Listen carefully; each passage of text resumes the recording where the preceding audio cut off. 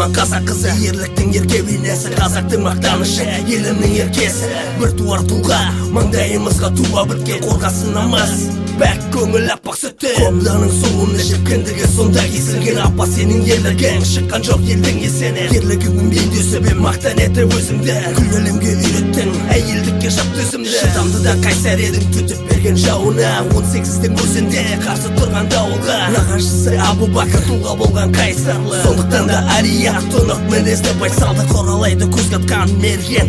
Ең үздік мергендігімен көрінген ішіне 100 қыздың. Апа сен қамал бұздың, ұрпағыңа болды үлгі. Ақтөбе өсіріп бірген бізге осындай солмас күлді.